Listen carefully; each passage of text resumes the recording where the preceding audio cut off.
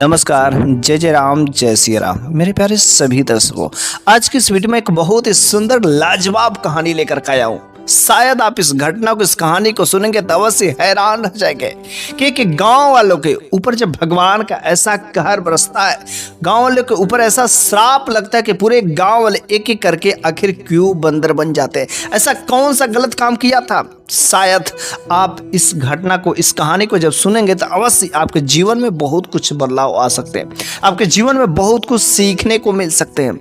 इसलिए आप इस कहानी के अंत तक अवश्य बने रहेंगे। मुझे पूरा विश्वास है कि यदि आप भगवान के भक्त होंगे, भगवान को मानते होंगे, भगवान पर विश्वास करते होंगे तो आप इस कहानी के अंत तक अवश्य ही बने रहेंगे। तो चलिए हम लोग इस कहानी को बिना देरी के शुरू ही कर देते हैं। तो एक बार की बात है कि एक गांव की बात है कि एक गांव में पूरे के पूरे गांव वाले मुस्लिम ही थे। उस गांव में जो कोई भी हिंदू नहीं था और ये सारे के सारे गांव वाले हिंदू से बहुत घृणा करते थे। वह किस प्रकार की देवी देवता का पूजा करते हैं, जानवरों की पूजा करते हैं, पेड़ पौधों की पूजा करते हैं, उन्हें उन लोगों को भरोसा नहीं होता, विश्वास नहीं होता। लेकिन एक बार गजब की बात होती कि जो उस गांव में लोग रहते हैं, उस गांव में एक बंदर आता है। लेकिन जब बंदर आता है तो बंदर क्या करता है? बंदर का काम होता है कूदा फांगी करना। और जब बंदर आता है तो उस गांव में सारे के सारे लोग जो अंगूर की खेती करते थे, अंगूर की खेती करते, उसी से अपना जो खर्चा चलाते थे, अच्छी खासी इनकम भी करते थे। पूरे के पूरे गांव वालों में किसी प्रकार की कोई आपदा नहीं थी। सारे के सारे लोग सुखी से रह रहे थे, सारे के सारे लोग हिष्ट पुष्ट नहीं थे, किसी को किसी प्रकार की कोई बीमारी नहीं थी, हर तरीके से सही थे, अमीर थे, पैसे वाले थे, सब कुछ ठीक ठाक था। गांव में किसी प्रकार का कोई दिक्कतें नहीं थी। लेकिन जब वह बंदर कहीं से आता है तो वह बंदर जो है, जो अंगूर की बेलें रहती है, कुछ खाता है, कुछ इधर उधर तोड़ देता है। और उस गांव में सारे के सारे गांव वालों के खेत में इधर उधर हर जगह जो अंगूर की बेलें लगाए होते थे, तो बंदर कुछ खाता, कुछ जो नुकसान कर देता। काफी बार उन लोगों ने जो भगाने का प्रयास किया तो बंदर जो है भगता था, लेकिन फिर से चले आता था, क्योंकि वहां पर अंगूर मीठे मीठे मिलते थे, उसे मस्त खाने में मजा आता था, इसलिए वह फिर से चला आता था। कुछ खाता था, कुछ नुकसान करता था। अब उन गाँव वालों को बड़ा ही गुस्सा आ गया। अब इस प्रकार का गुस्सा आ गया कि जो बंदर है ना, इसी बंदर का लोग मानते कि हनुमान जी का वंशज है, और ये बंदर को लोग जो है ऐसा मानते कि हनुमान जी है, उनके भगवान मानते हैं। और आज अब हम लोग इनके भगवान की परीक्षा लेते हैं, कैसे देखते क्या करता है। इस बंदर को किसी तरीके से कैद करना पड़ेगा। बंदर को काफी लोग कैद करने की कोशिश की, लेकिन कोई जाल नहीं चल पाती और बंदर भाग जाता है। लेकिन एक बार धोखेबाजी से एक कमरे में काफी ढेर सारे उन लोगों ने अंगूर रखा, और उस अंगूर के वास्ते जो है वह बंदर जैसे ही उस कमरे में प्रवेश करता है, उन लोगों ने उसको उसी कमरे में बंद कर देता है। अब तो अंगूर खाने के चक्कर में बंदर पड़ा है, लेकिन जब अंगूर खत्म हो जाता तो उसको बेचारे को प्यास भी लगती है। चलो भूख लगती है तो उसे अंगूर को खा लेता है, लेकिन उसे प्यास भी लगती है। अब पानी पीने के लिए कहाँ जाए? उन गांव वालों ने मिल करके, सारे के सारे जिस गांव में मुस्लिम ही थे, सारे गांव वालों ने मिल करके उसको उस कमरे में बंद कर दिया और बाहर से ताला मार दिया ताकि कोई जो इसे खोलने की प्रयास ना करे। एक दिन बीत जाते हैं, 2 दिन बीत जाते हैं, किसी को कोई दया नहीं आती है कि वह बंदर अकेले उसमें मर जाएगा, और कितना बड़ा उन लोगों को इसका जो सजा भुगतना पड़ेगा शायद उन्हें पता ही नहीं है। 2 दिन बीत गए, 3 दिन बीत गए, लेकिन किसी ने भी उसको खोला नहीं। उस गांव में एक बूढ़ा बुजुर्ग थे। जब उन लोगों को पता चलता है, जब उन्हें किसी के माध्यम से उस बूढ़े बुजुर्ग के पास एक खबर चलती है कि उन गांव वालों ने एक बंदर को जो है कमरे में बंद कर दिया, और 3 दिन हो गए हैं, बेचारा वो उसी में दम तोड़ देगा।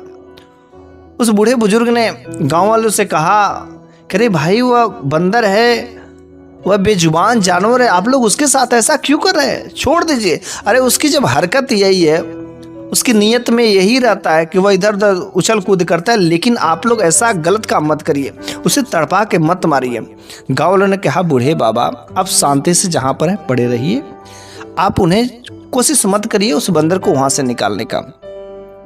ऐसे करते करते बेचारा उस बंदर की जो है भूख प्यास की वजह से हिम्मत टूटी सी जाती है। उसमें बहुत जितना उसके पास हिम्मत रहता है कूदा फांगी करता है, इधर कूदता उधर कूदता, लेकिन कोई रास्ता नहीं निकलता बाहर निकलने का। जब कोई रास्ता उसे समझ नहीं आता तो क्या करे, एक जगह बेचारा पड़ा रहता और पड़े पड़े पड़े उसी कमरे में 6 से 7 दिन बीते जाते और उसकी अंतिम यात्रा भी हो जाती है। वह बंदर उसी कमरे में दम तोड़ देता है और 10 दिनों के बाद जब उस गांव वाले ने उसका दरवाजा जब खोला तो वह बंदर उसी में मर गया था। फिर जो है उस बंदर को ले जाकर के लोग जो है फेंक देते हैं। उस बूढ़े बाबा ने कहा कि देखिए मैं तो अब मर जाऊंगा, मेरी अंतिम घड़ी चल रही है, लेकिन शायद मैं पूरे गांव वालों से कहता हूं कि मेरे मर जाने के बाद में इतना जरूर है कि इस गांव में देखना कोई ना कोई कहर आएगा, अरे इस बंदर के साथ में जो तुम लोगों ने किया है बहुत ही गलत काम है। लेकिन हाँ, और फिर से तुम लोगों को एक ऐसे ही जो पास के कुछ दूरी पर एक ऐसे ही भगवान के भक्त रहते हैं, जब वे आएंगे तभी तुम लोगों का उद्धार होगा। और ऐसे ही कह करके उस जो बूढ़े बुजुर्ग मौलाना साहब थे उनका देहांत हो जाता, मर जाते हैं।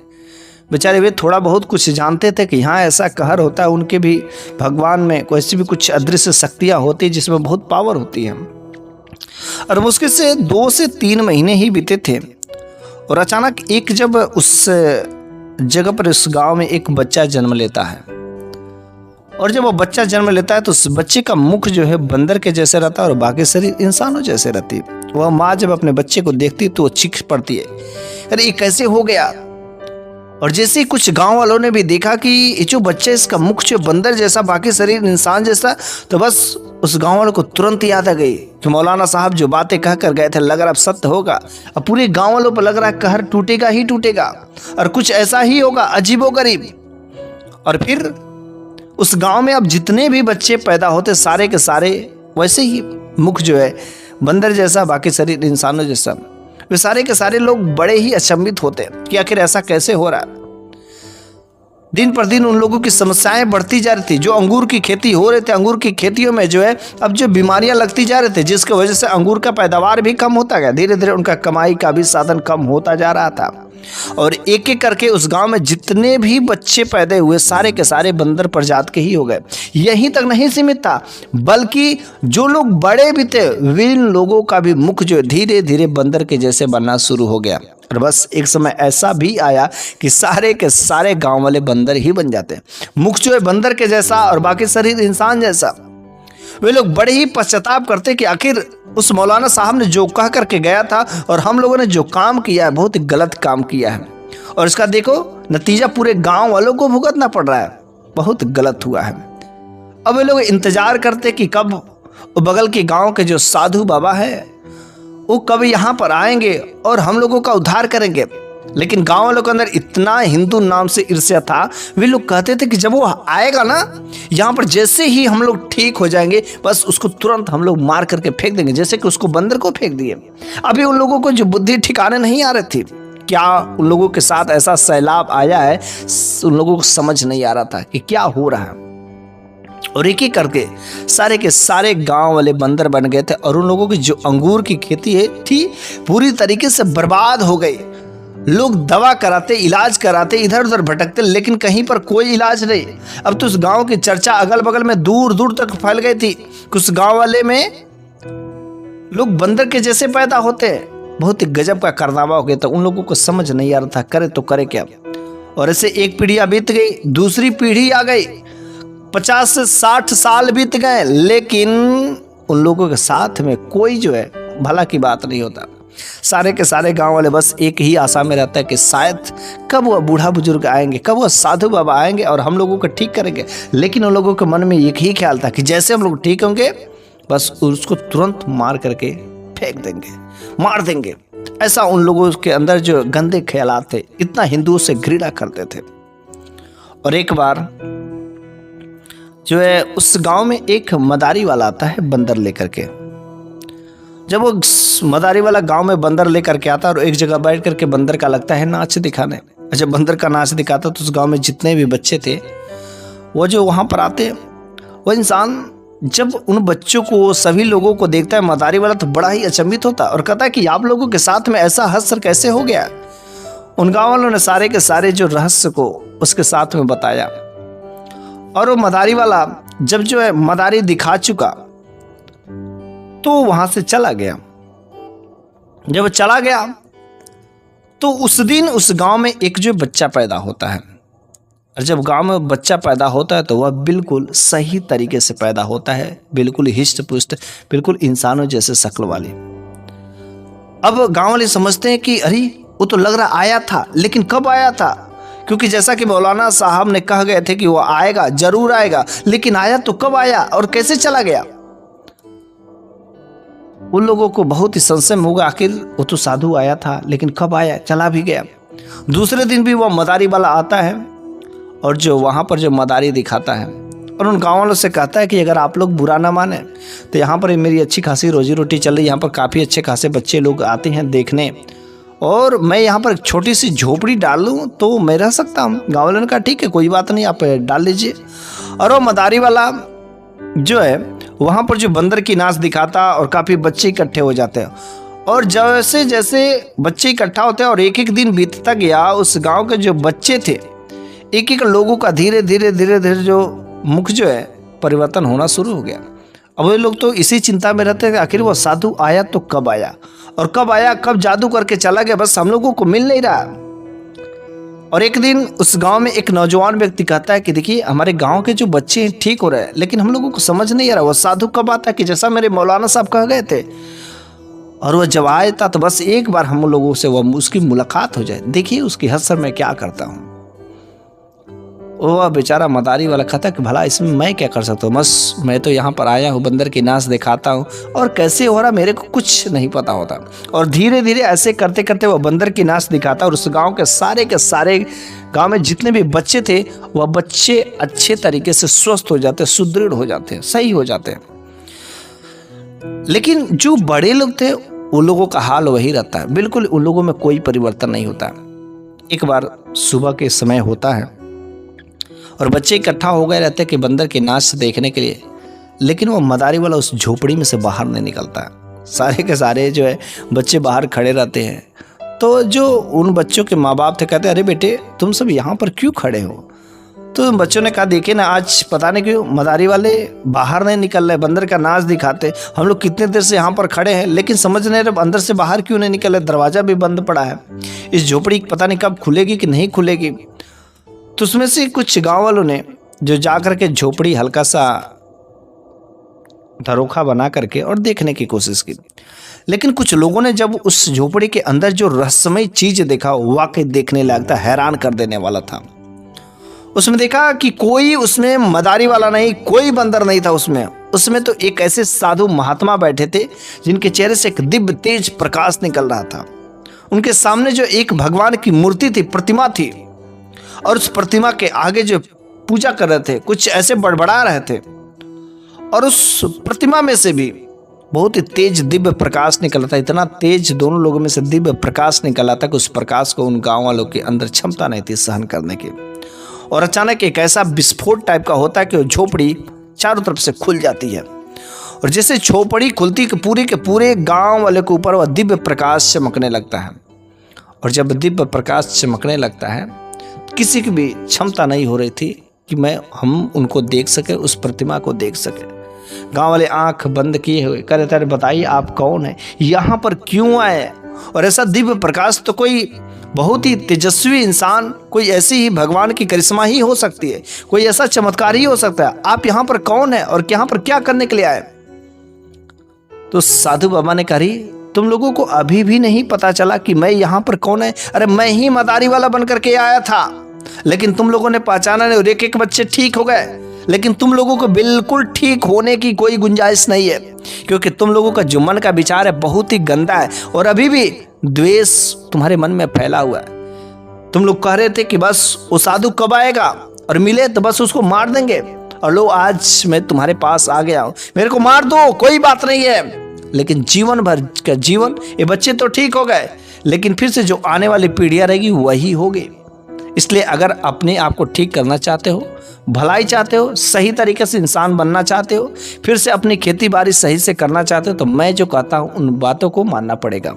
उन गांव वाले ने सारे के सारे वहाँ पर झुक जाते हैं और कहते कि बाबा आप जो कहेंगे सब मानेंगे, बस हम लोगों को सही कर दीजिए, हमारी जो खेती बाड़ी थी सारे के सारे वैसे ही पहले जैसे हो जाए। बाबा ने कहा सब कुछ वैसे ही हो जाएगा।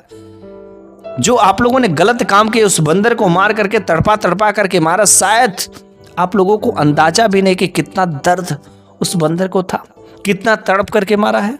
इस वजह से आप लोगों के साथ ऐसा जो कहर आया, लेकिन आप लोगों ने बंदर को मार दिया, चलिए कोई बात नहीं, उसका तो पछतावा आप लोग भोग ही लिए। लेकिन जिस जगह पर बंदर मरा था उस जगह पर अगर आप लोग एक मंदिर बनवा देते हैं और उसमें एक हनुमान जी की प्रतिमा अगर स्थापित कर देते हैं तो बड़ी अच्छी बात होगी। उन लोगों ने कहा अगर वहां पर जो प्रतिमा स्थापित कर देने से क्या हम सारे लोग फिर से ठीक हो जाएंगे? साधु बाबा ने कहा अवश्य, बिल्कुल, इसमें कोई घबराने की बात नहीं है। तो लोगों ने कहा हम लोग ठीक कब होंगे? पहले कहा कि चलो ठीक है, प्रतिमा बना ले तब जा करके। उसके बाद से उस हनुमान जी की वहां पर प्रतिमा भी बनाई जाती है। उसके बाद भी गांव वाले बिल्कुल ठीक नहीं होते हैं। हाँ, लेकिन जो शरीर का दर्द था, जो शरीर में पीड़ा थी, वो सारे के सारे कष्ट खत्म हो गए थे। उस साधु बाबा ने कहा अरे प्रतिमा बस बनने से नहीं होगा, आप लोगों के अंदर दिल में भक्ति भाव जगनी चाहिए, इनके आगे झुकिए, सब लोग इन्हीं के बनाए, इन्हीं के इशारे से सारी दुनिया चलती है। और बस जब तक आप इनके शरण में नहीं गिरेंगे, माफ़ी नहीं मांगेंगे, तब तक जो आप लोगों का उद्धार नहीं हो सकता, क्योंकि आप लोगों ने ऐसी गलती ही किया। सारे के गाँव वाले उस जो है मंदिर के आगे, भगवान के आगे जो है नतमस्तक हो जाते हैं और कहते हे भगवान बस आप मुझे माफ़ कर दीजिए, और आज के बाद अगर मैं फिर से सही इंसान बन गया, सब कुछ सही होगा, तो मैं अपने मजहब को छोड़ दूंगा और बस मैं आप ही की भक्ति भाव में जुड़ गया, मैं सनातनी बन जाऊंगा, मैं आपकी सेवा में लग जाऊंगा, बस आप हमको ठीक कर दीजिए। वहाँ पर बैठे साधु बाबा भी अपने प्रभु से प्रार्थना करते हैं, विनती करते हैं कि हे भगवान, इन लोगों ने अपने किए करामे का पश्चाताप कर रहे हैं, जो इन लोगों ने गलती किया उस बंदर को मार करके इन लोगों ने अपना सजा भुगत लिया, बस इनको अब सही रास्ते पर कर दीजिए। और ऐसे कर करके साधु बाबा अपने लोटे से कुछ जल निकालते हैं और उस सारे गांव वालों के ऊपर छिड़क देते हैं। जैसे छिड़कते हैं कुछ देर बाद फिर से उन लोगों का अपना वास्तविक रूप मिल जाते हैं। गांव वाले बड़े ही खुश होते हैं, प्रसन्न होते हैं और साधु बाबा की जय जयकार करने लगते हैं। साधु बाबा ने कहा मेरी जय जयकार करने से कोई बात नहीं, मेरे आगे झुकने से कुछ नहीं होगा। अरे झुकना है तो इन्हीं के आगे झुको, मैं इनके आगे कुछ नहीं हूँ। जब तक इनकी कृपा नहीं होगी तब तक मैं कुछ भी नहीं कर सकता, मैं तो बस इनका एक दास हूँ, दास। वैसे आप लोग भी अगर इनके दास बन जाते हैं तो आप लोगों को भी ऊपर इनकी जब कृपा बच जाएगी तो आप लोग भी कुछ भी चमत्कार दिखा सकते हैं। इसलिए आज के बाद पूरे के पूरे गांव वाले किसी भी प्रकार की कोई गलती नहीं करेंगे और आप लोगों के गांव में ये जो भगवान का बहुत दिव्य जो चमत्कारी जो मंदिर बना, आप लोग इसकी सही तरीके से सेवा करिएगा, पूरे के पूरे गांव वाले सही शांति से रहेंगे, सलामत से रहेंगे। तो मेरे प्यारे सभी दर्शकों, इस तरीके से पूरे गांव वाले फिर से सही हो जाते हैं, अंगूर की खेती सही हो जाती है और उस गांव के सारे लोग हिस्ट पुष्ट रहने शुरू कर देते हैं। मैं आप लोगों से एक ही बात कहना चाहता हूं कि हमें कभी भी कोई बेजुबान जानवर हो उससे जो तड़पा करके नहीं मारना चाहिए, उसको कभी कष्ट देने की कोशिश नहीं करें, नहीं तो वरना बेजुबान जानवरों का भी सांप बहुत तेजी से लगता है। भगवान देखता है, कभी भी ऐसी गलती नहीं करना, क्योंकि आपके गांव में हो सके कोई ऐसा जो है निर्दयी इंसान होगा, किसी कुत्ते को, किसी बिल्ली को, किसी बंदर को, कोई बेजुबान जानवर को अकेले कमरे में बंद कर देता है, 4 दिन 5 दिन तड़पा के मार देता है। क्या ऐसी घटनाएं आपके भी गांव में कहीं ना कहीं तो अवश्य ही हुई होगी। कोई ना कोई बेजुबान जानवर तो मर गया, शायद उसका जो कहर जो है ना बहुत बुरा तरीके से उसके पूरे परिवार पर पड़ेगा, पूरे गांव वालों पर जो उसका श्राप पड़ सकता है। इसलिए कभी भी आप लोग से मेरी विनती है कि बेजुबान जानवरों को कष्ट देने की कोशिश मत करें। अरे भगवान ने जो उन्हें जन्माया, उन्हें भी यहाँ पर जो रहने का जगह दिया, बस वे लोग तो मेरे ही भरोसे हैं और हम लोग उन लोगों के साथ ऐसा हसर करते हैं, ऐसा बिल्कुल ही नहीं करना चाहिए। बस मेरे प्यारे सभी दर्शकों, आज की मेरी यह कहानी यहीं पर तो समाप्त हो जाती है, लेकिन अगले वीडियो में एक नई शानदार कहानी लेकर के अवश्य हाजिर होऊंगा। तब तक के लिए धन्यवाद।